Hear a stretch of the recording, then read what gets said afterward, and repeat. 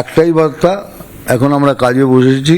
এখন Bengal football academy, যেটা আমার স্বপ্ন ছিল বন্ধ হয়ে গেছিল, সেটা আবার খোলার জন্য ওনার কাছে এসছি। আর উনি সহসম্মতিতে একদম দু হাত তুলে সাপোর্ট করছে যে দাদা এটা করো, তুমি, তোমাকে মাঠ যা চাই সব দিয়ে দেবো। এই জন্য এখানে আসা। এটা কাজটা হয়েই গেছে ধরুন, বাস বাকি যে ফর্মালিটি সেগুলো পুরো করতে হবে। ফুটবল খেলা তো এখন প্রায় লাটে উঠে গিয়েছে, সে জায়গা থেকে দাঁড়িয়ে আবার সেই ফুটবল প্রেমীদের যে ভিড় আমরা দেখেছিলাম আগে, সেই ভিড় কি আবার ফিরে আসবে? ফুটবল খেলা কি আবার মাঠে উঠবে? আমি ঢুকলে পরে আসবে, এটা আশা করি। আমি ঢুকলে পরে আসবে। তারপরে মিনিস্টার সাথে রয়েছে, ও নিজে একজন ফুটবল প্রেমিক। তো আমার মতে আমরা করে নেবো, আমরা উইল ডু ইট। এটা আমার কনফিডেন্স, ফুল কনফিডেন্স আমার। আজকে অভয়া মামলার ফাইল খোলা হলো, বিজেপি সরকার আসার পর প্রথম আজকে ফাইল খোলা হলো, এবং অভয়ার মা তিনি বলছেন যে মুখ্যমন্ত্রী মমতা বন্দ্যোপাধ্যায়ের শাস্তি কবে হবে?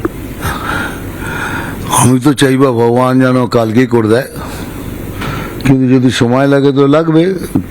আমরা তো সংবিধান ফলো করা পার্টি, তো আমরা ফলো করে পার্টি দেখব। কিন্তু অভয়ের মাকে সেদিনও বলেছিলাম, আমি প্রচারে বলেছিলাম যে অভয়ের বিচার বৃথা যাবে না, এটুকু গ্যারান্টি। আর সেই প্রসেসে আমরা চলছি এখন। 3 জন আইপিএসকেও সাসপেন্ড করে দেওয়া হলো অভয়া মামলার ক্ষেত্রে। খুব কম, আরও কতজন যাবে খালি দেখুন। বিজেপি 207 জন এমএলএ হলো, এই প্রথম বিজেপি সরকার পশ্চিমবঙ্গে এলো।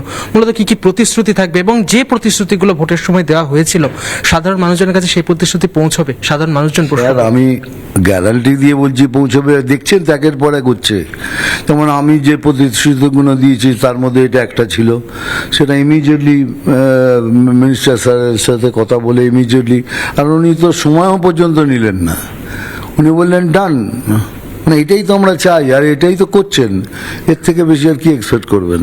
পরিবর্তন চাইছে এখনো মানুষ, পরিবর্তন চাই, পরিবর্তন এসে গেছে। এখন সোনার বাংলা তৈরি করতে হবে ভাই, যেভাবেই হোক, যেরম করেই হোক, সোনার বাংলা তৈরি করতে হবে।